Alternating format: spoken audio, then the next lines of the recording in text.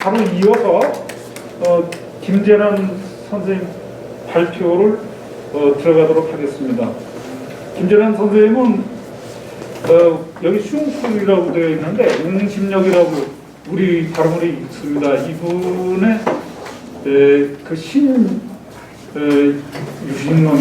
유신론을 중심으로 해서 불교와 서양 철학의 그 융합과 모색을 끊임없이 추구했는데 그 주제를 중심으로 해서 많은 논문을 쓰고 있고 오늘 발표는 한주 근영대 불교의 서양 철학 수용과 비판이라고 되어 있습니다만 본인의 원래 그 연구 주제에서 좀 더 영향을 확장한 것이 아닌가 이렇게 생각을 합니다.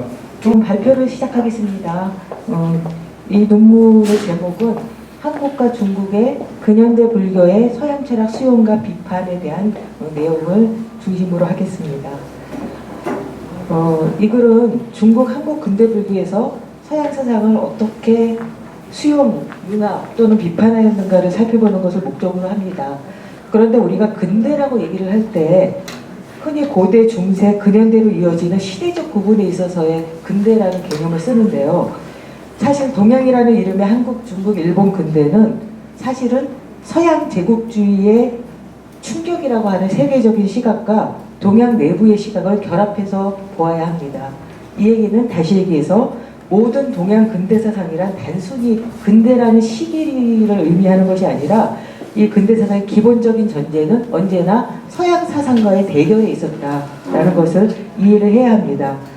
그래야 동양 근대 사상가들은 서양 사상을 이해하고 수용해서 일견 뒤처진 듯 보이는 동양 사상을 새롭게 해석하는 한편 동양 사상을 서양 사상에 또한 대항하고 비판해서 새로운 철학을 모색하는 등 이 두 가지 모순되는 과제를 동시에 가지게 됩니다. 즉 그들은 서양 사상에 대한 수용과 비판이라고 하는 이중성을 기본적으로 가질 수밖에 없습니다. 여기에서 동아시아 근대 불교가 갖는 독특한 성격과 역할이 주어지게 됩니다. 다시 얘기해서 근대 시대에 불교는 동서문화 교류의 개합점으로 작용하는 동시에 서양 사상에 대항하는 사상적 무기로서의 역할을 동시에 수행하게 되었던 것입니다.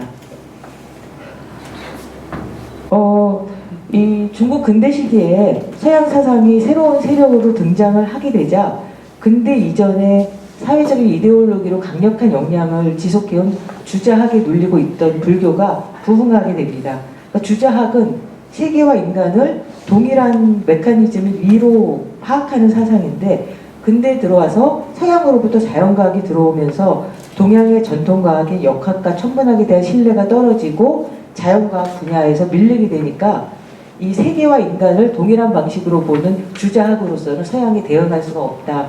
이런 그 자각을 하게 되고 동양이 서양보다 자연과학 측면에서는 떨어지더라도 심성론이 등 윤리학이나 철학적인 측면에서는 부족함이 없다는 주장을 하기 위해서 주자학을 근대 이후 폐기할 수밖에 없었고 주자학에 대한 대안으로 대승불교가 전면으로 부상하게 됩니다.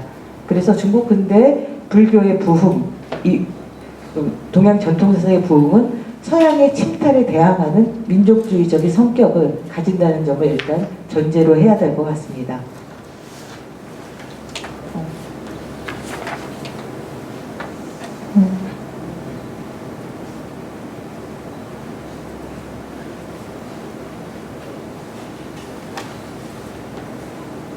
죄송합니다. 그래서 저희 논문은 크게 이 내용이 두 파트로 나눠지는데요. 하나는 중국 근대 불교가 어떻게 서양 사상을 수용했는가 하는 것을 웅심역과 양계초 사상을 중심으로 살펴볼 거고요. 한국 근대 불교에 있어서는 우리 만해 스님께서 어떻게 동서사상을 융합하는 방식을 선택하였는가 하는 부분을 주로 다루고 불교 당시의 불교 잡지에 나타난 서양 사상의 수용 방식이 구체적으로 어떻게 나타나는가 하는 것을 간단하게 살펴보는 것으로 그 내용이 되겠습니다. 이 중에서 제일 중요하게 다룰 인물은 웅심역, 슝슬이라고 중국어로는 부르는 명명인데요. 웅심역 철학가, 그 다음에 우리 한국 근대 불교에도 큰 영향을 미쳤던 양계초 사상, 양치차오라고 하는 양계초 사상, 그리고 만해 스님 사상을 살펴보는 내용이 가장 저의 발표에 등장하는 주요 사상가가 되겠습니다. 이 중국 근대 불교는 크게 세 가지 흐름으로 나타나게 됩니다. 첫째는 유식불교의 등장인데요. 유식불교의 이 관념론 철학이 이 일본으로부터 그 사이에 이게 중국에서는 유식불교가 사라져 있다가 일본에서부터 다시 유식불교 문헌들이 포함되므로 개인이 실행한 행위의 결과가 국가라는 장에 훈숙되고 이를 통하여 개인이 영속되게 된다고 설명을 합니다. 이와 같은 설명은 국가 유기체론을 불교 방식으로 설명한 것입니다. 다시 얘기해서 국가주의적 사회 진화론을 제기를 하게 된 거죠. 이와 같은 사상이 이 한국 근대 불교에 들어오면서 한국 근대 불교의 경우에는 서양 사상을, 서양 문화를 수입하는 통로가 크게 두 가지로 나누어서 들어오게 되죠. 하나는 일본으로부터 들어오게 되고 하나는 중국으로부터 들어오게 되는데, 중국에서 들어오는 그런 서양 사상의 사조 중에서 특히 양계초 그 사상이 한국 근대 불교에 끼친 영향이 상당히 크지요. 이 만해 스님 역시 양계초로부터 이 사회 진화론을 수용을 하게 되는데요. 한국 근대 불교는 일본에 의한 도성 출입 금지령 해제로부터 시작이 되고 있기 때문에 조선시대 이래 정치 사회적 압박을 일본 불교의 도움으로 벗어났기 때문에 한국 불교는 일본 불교에 호의적이고 어떤 부분에서는 민족주의 성향이 좀 낮았다라는 특징이 나타나고 있습니다. 이 만해 스님은 한국 불교의 침체와 낙후 상황을 비판하는데 사회 진화로 활용을 하게 됩니다. 이 사회 진화론을 받아들여서 불교계의 개혁과 계몽을 주장을 하게 되는데요. 이 만해 스님의 사회 진화론에 대한 기존의 연구는 크게 두 가지로 나뉘고 있습니다. 하나는 만해 스님의 헉슬리의 사회 진화론을 양계초 사상의 국가주의적 진화론을 그대로 받아들여서 적극적으로 수용했다라는 주장이 있는 한편, 또 한 가지는 불교적 사유를 통해서 사회 진화론을 비판하고 극복한 사상으로 평가하는 두 가지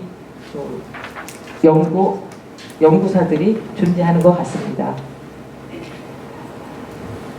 저는 이 만해 스님의 사회 진화론에 대한 입장은 이중적인 입장이 동시에 다 존재하고 있다, 이렇게 봤는데요. 한마디로 힘 위주의 사회 진화론을 일부에서 수용하고 이것을 계몽주의에 활용합니다. 한마디로 이 우열 승태와 약욕 강식이 자연의 법칙임을 부정할 길이 없다라고 말씀을 하시거든요. 그러니까 현실 인식의 기본 틀이자 과학적 사실로 사회 진화론을 수용합니다. 현실을 강력한 생존 경쟁 시대로 보고 승려의 교육과 포교를 기독교와의 생존 경쟁을 위한 수단으로 파악합니다. 그러니까 역사의 원동력을 한편으로 힘으로 파악하는 거죠. 그러면서 또 한편으로는 불교의 평등주의적인 입장에서 사회 진화론을 비판하는 두 가지 입장이 동시에 존재하는 것 같습니다. 제국주의와 같이 힘이 앞서는 현실은 야만적 문명이라고 해야 할 것이니 적어도 도덕 종교에 입각해 있는 사람이라면 이를 찬양하지는 않을 것이다 라고 해서 사회 진화론의 야만성을 비판하는 그 두 가지 입장이 동시에 존재하거든요. 이 비판의 근거는 불교의 평등주의와 구세주의가 됩니다. 그런데 이러한 사회 진화론의 입장을 양계초와 비교를 해보면 양계초는 힘의 쟁취로 어떻게든지 동양이 힘을 얻어서 서양의 제국주의에 대응해야 된다라는 사회 진화론적인 자유를 얘기하는 반면에 만해 스님 같은 경우에는 물론 현실 인식은 그와 같은 입장을 받아들이지만 그래도 근본적으로는 불교 진여의 평등성, 깨달음에서 오는 자유를 강조하십니다. 이와 같은 것은 일본 근대 불교에서 진여 연기론이 국가주의나 전체주의의 수단으로 변모하는 경우와는 아주 대조적이라고 볼 수가 있습니다. 그래서 만해 스님은 미래의 세계는 불교의 세계이다. 평등하고 자유롭고 세계가 동일하게 되기 때문에 불교의 세계라고 하는 것이다. 라고 해서 후자의 불교의 평등주의, 자유에 더 중점을 두는 것을 살펴볼 수가 있겠습니다. 또한 그 다양한 그 서양 철학자들에 대한 언급을 하고 계시거든요.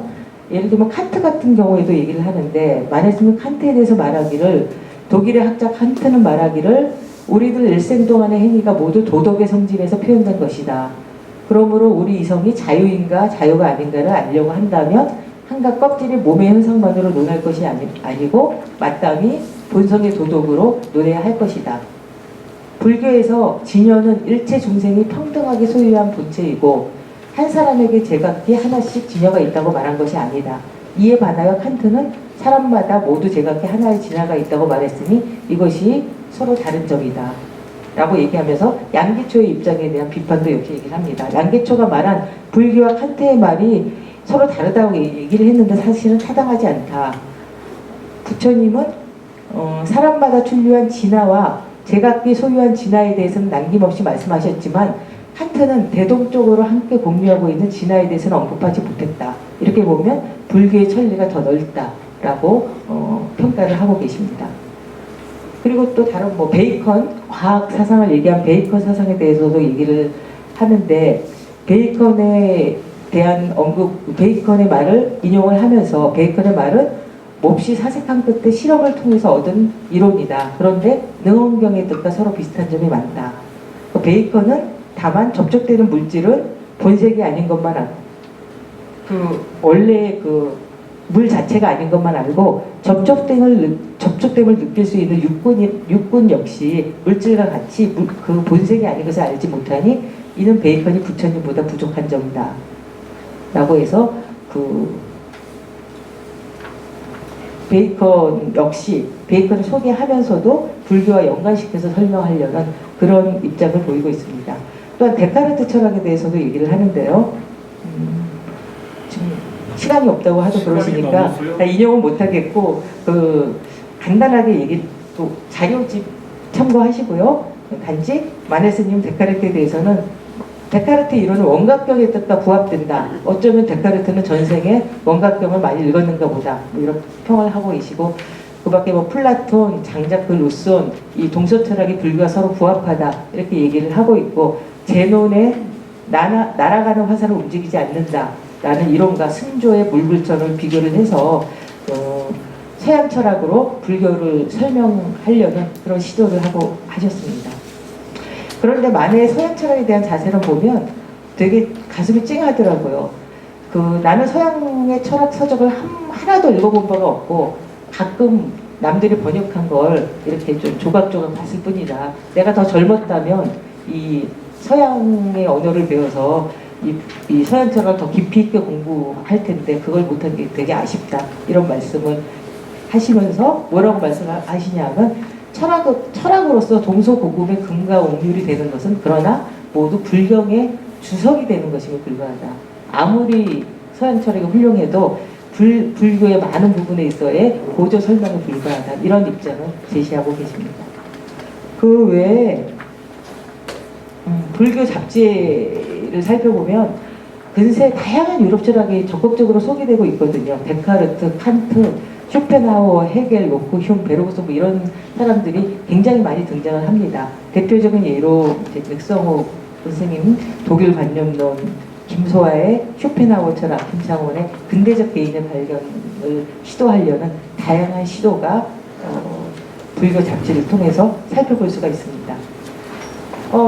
결론적으로 보면 동양의 근대는 서양 제국주의 침략과 그로 인한 동서문화의 충돌이 특징입니다. 그렇기 때문에 중국과 한국 근대 불교는 이중성을 가지고 있다는 것이 제 이 논문의 가장 결론이라고 볼 수가 있거든요. 다시 얘기해서 근대 불교는 동서문화 교류의 개합점인 동시에 서양 사상에 대한 사상적 무기로서의 역할을 수행했다는 거죠. 즉 근대 불교는 서양 사상을 활용해서 전통 사상을 근대화하는 작업을 하는 동시에 서양의 힘의 논리에 대항하여 동양적 우수성을 강조하고 민족주의를 부추겨야 하는 두 가지 작업을 동시에 서양 사상을 활용해서 우리 걸 잘 정리를 하고 새로운 철학을 시도하려는 작업과 동시에 그걸 동시에 비판해야 되는 이중성을 동시에 가지고 있다는 거죠. 그래서 근대 불교에 있어서는 서양 사상을 긍정하면서 부정하고 수용하면서 비판하는 이중성이 나타날 수밖에 없었는데, 이거는 중체 서양의 기준이 적용되기 때문에 이와 같은 모습으로 나타났다고 볼 수가 있을 것 같습니다. 그래서 동아시아 근대 불교는 제가 이 글에서는 일본 근대 불교는 다루지 못했는데, 일본 근대 불교 같은 경우는 특히 국가주의 전체주의 불교가 가장 중심을 이루고 있거든요. 근데 중국 근대 불교 같은 경우는 유식 불교, 중국 전통 불교, 현대신 불교의 삼중주 세 가지 형식으로 나타나는데, 이 모두 자기 그 흐름의 방식으로 서양 제국주의에 대항하는 민족주의 불교의 성격을 세 가지 모두 띠고 있고요. 한국 근대 불교의 경우 근대적인 자아의 모색을 시도를 했고, 서양 사상의 도입으로 개혁과 실천 불교를 지향한다는 그런 특징을 가집니다. 다시 얘기해서 서양 일본에 대한 이중성의 특징을 나타나기는 하지만, 그러면서 근대적 불교를 모색하려는 다양한 모습으로 등장을 하게 됩니다. 이거는 뭐 그냥 제가 발표를 마치면서 그냥 만해 스님이 친구에게 쓴 편지글이거든요. 근데 제가 이걸 보니까 집안일이라는 것은 그 중에 한 문맥만 읽겠습니다. 집안일이라는 것은 천하의 일에 비하면 아주 작은 것이므로 하나같이 던져버리고 한 번에 힘쓰고 처음 가졌던 뜻을 저버리지 말았으면 하고 바랍니다. 일본 유학을 못 간 친구한테 하는 얘기입니다. 그러면서 저는 7번 넘어지고 8번 거꾸로 지고 하였는데 어찌 말로 다 할 수 있겠습니까? 라고 말하면서 결코 학문과 연구를 포기하지 말고 어려운 환경이지만 이것을 잘 이겨나갈 수 있으면 좋겠다라는 그런 얘기를 하고 있습니다. 이것으로 발표 내용을 마치겠습니다. 경청해 주셔서 감사합니다. 충분하십시오.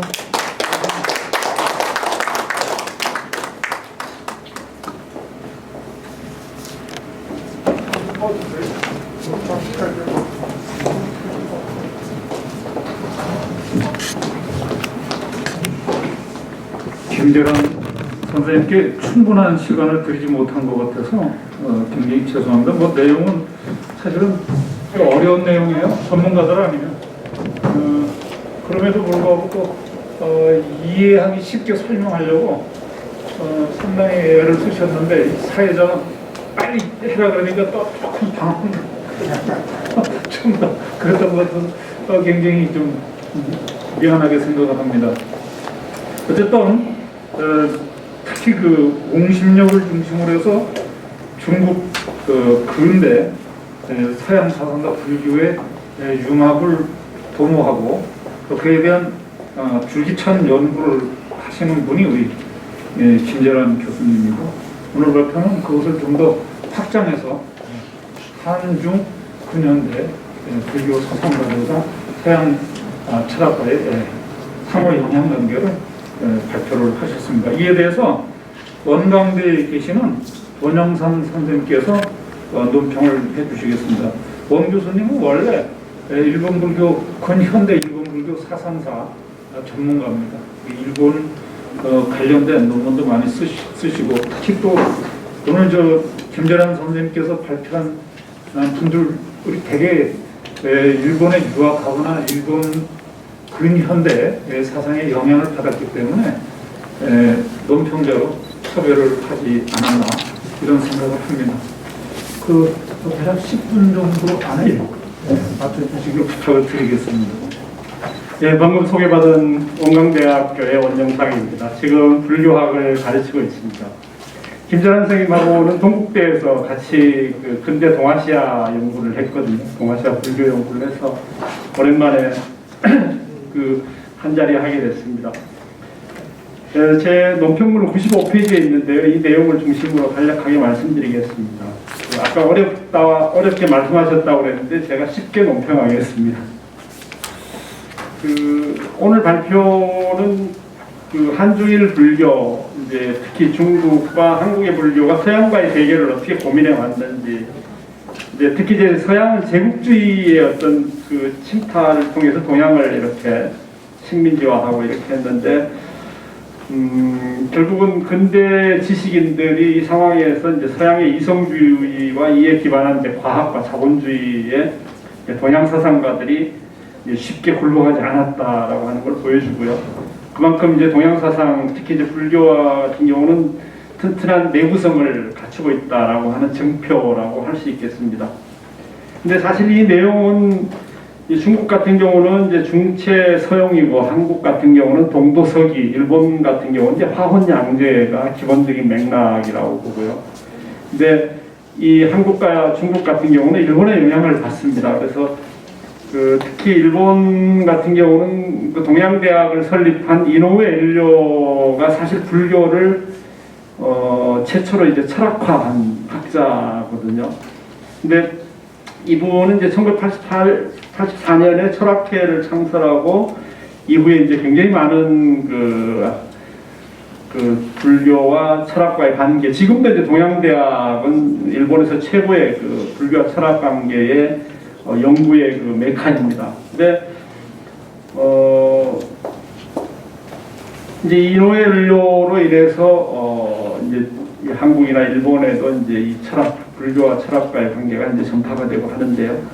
이제 그 이후에 일본 같은 경우는 이제 니시다 기타로 같은 아주 거목이 나와서 해결 철학과 우리의 그 불교의 선철학을 접목을 해가지고 어떻게 보면 동양의 그 불교 철학의 어떤 하나의 그 전범을 보여줬다고 할까, 이런 것들이 이제 살펴볼 수 있고, 그 이노우에 같은 경우는 그 소크라테스, 칸트, 석가, 공자 이런 분들을 이제 상을 내세워가지고 그 철학당을 막 건립하기도 하고 이제 이렇게 했습니다.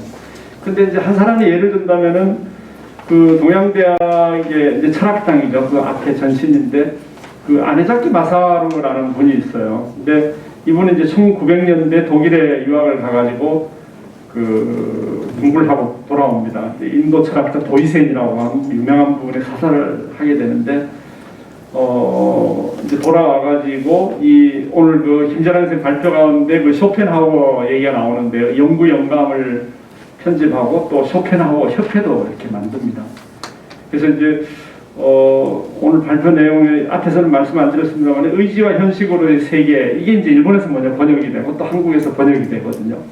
근데 이게 무슨 얘기냐면은 일본은 결국은 그 유럽의 철학을 직접 가서 배워와가지고 일본에다가 이렇게 이제 확산을 시키고 이제 일본이 중국과 한국의 어떤 간접적인 그 역할을 했다, 이렇게 이제 볼 수 있겠습니다.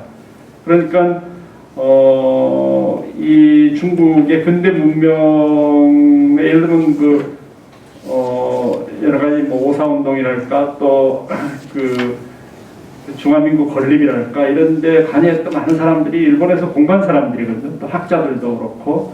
그래서 일본이 왜 그런 선점을 했나 하는 것은 결국 직접 수입을 했다라고 하는 거, 이걸 좀 말씀드리려고 하고요. 근데 이제 오늘 이 학술 발표가 이제 우리 학술장 시상식을 이제 겸해서 하고 있는 거기 때문에 저는 이제 김자란 선생님 오늘 논문 발표를 한 세 가지로 간략하게 의미를 좀 말씀드리고 싶어요. 첫 번째는 그 서양 문명의 한계인 그 본질과 현상의 이분법, 이것이 이제 동양 사상은 극복할 수 있다라고 하는 이런 불교가 특히 그 점에 대해서는 굉장히 우수하다라고 하는 것을 보여주고 있다라고 하는 겁니다. 그러니까 세계는 이제 역시 현실이나 현상에만 매몰돼 가지고 그 근본적인 세계관을 도외시하고 있고 결국 이게 오늘날 문명의 어떤 임계점으로 다가섰다, 이렇게 볼 수 있겠는데요. 동서양 사상의 차이점은 그 성과 상, 본질과 현상이죠. 그리고 이제 유무, 그 다음에 채용, 이렇게 세계를 분리하면서도 그 둘로 보지 않는 불의의 그 사유 구조를 가지고 있다라고 하는 점인데요. 근데 이게 이제 서구의 세계에서는 진열할까, 법성이랄까, 공이랄까 하는 이런 불교 철학에 대한 이해가 거의 없습니다. 오늘날 많은 그 철학자들이 얘기하고 있는 점이 바로 이 점이에요. 이 서양은 공의 세계를 이해할 수 없다. 지금도 이해하지는 못하고 있습니다. 이런 것들이 물론 이제 서양이 형이상학이 없다는 건 아닌데 우리가 말하는 불교적인 어떤 진여나 공, 법성, 이거에 대한 이해를 오늘날 서양학자들이 이제 많이 이해하려고 노력은 하고 있습니다만은 이게 이제 우리 오늘 김재란 선생님이 발표한 그 근대 철학에서 왜 불교가 서양 철학에 대응이 가능한가 이 지점을 명확히 꿰뚫고 있다라고 하는 거죠. 그럼 두 번째는 그 베르그송 말씀을 이제 하셨는데 이제 베르그송의 무도덕적 우주에 대한 이제 도덕적 우주론의 제기를 웅심력이 했다 이런 얘기를 했는데 이게 이제 굉장히 중요한 지점이거든요. 왜냐하면은 그 김재란 선생님이 동양 철학과 서양 철학의 차이는 우주를 도덕적인 것으로 파악하는가 도덕과 전혀 상관없는 무도덕적인 것으로 보는가 이 점은 사실 우리가 유교를 조금만 공부해봐도 이 천의 어떤 그 질서를 인간에게 내면하신 공자의 이런 것들이 결국은 하나의 그 천의 질서를 도덕적으로 우리가 인간이 확립했다라고 하는 거거든요. 이건 우리 불교에서도 막 전부 드러나는 겁니다. 근데 이 서양이 지금 그 함정에 빠져 있는 점이 바로 이런 도덕성이 이 자각이 안 된다는 거죠. 그러니까 이런 그 일반 윤리나 뭐 이런 것들은 뭐 서양에서도 많이 연구는 하고 있지만 결국은 이게 아까도 우리 그 선생님 발표했지만은 결국 자유주의적인 윤리, 개인의 이익을 최대화시키는 뭐 이런 정도의 윤리 수준밖에 안 되거든요. 그것을 주도하고 있는 나라가 바로 미국입니다.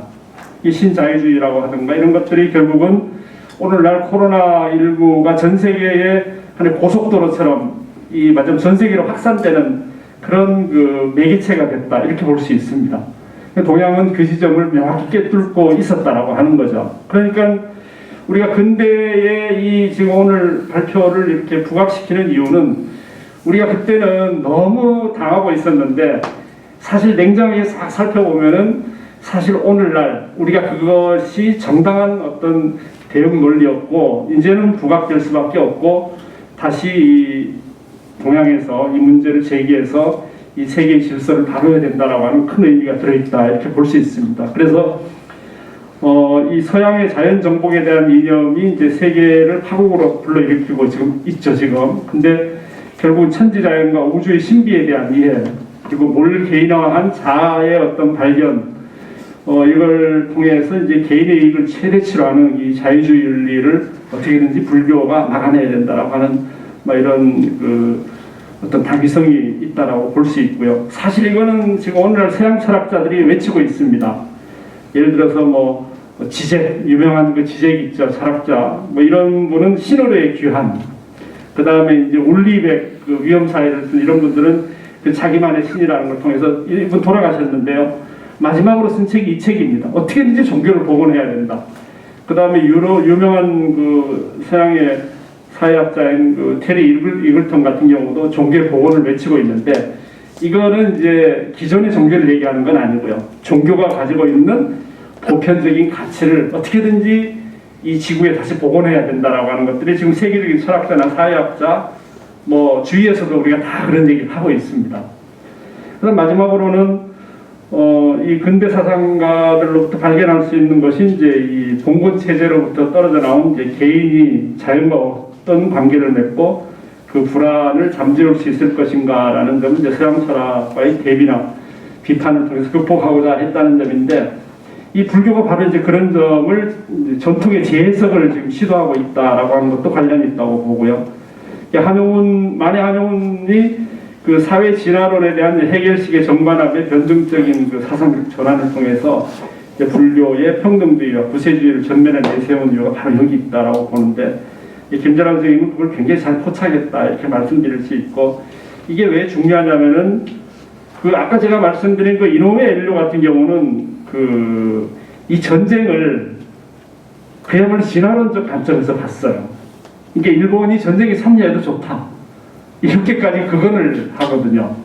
근데 이거는 우리 지금 만해 한용과는 다른 완전히 그 같은 진화론적 관점이지만은 전혀 각도가 다른 이 불교가 궁극적으로 지향에 대해 하고 있는 그 핵심을 꿰뚫고 있는데 일본은 완전히 헛나갔다 이렇게 볼 수 있고. 네, 좀 정리를. 예, 그래서 이제 저는 이 불교를 중심으로 한 근대 사상가들의 이제 고군분투를 들여다보는 작업은 결국 그 한중일 삼국의 어떤 불교의 정체성을 또 확립하는 데 중요하고 마지막으로 그 질문을 간단하게 드리고 싶은데요. 질문을 안 하시는 게 좋을 것 같아요. 아, 예, 그럴까요? 그러면 모시고 뭘또 질문하죠? 그냥 한마디만 말씀드릴게요. 네. 오늘날 이게 어떤 의미가 있는지 좀 한 말씀만 좀 부탁드리고 싶습니다. 예, 예.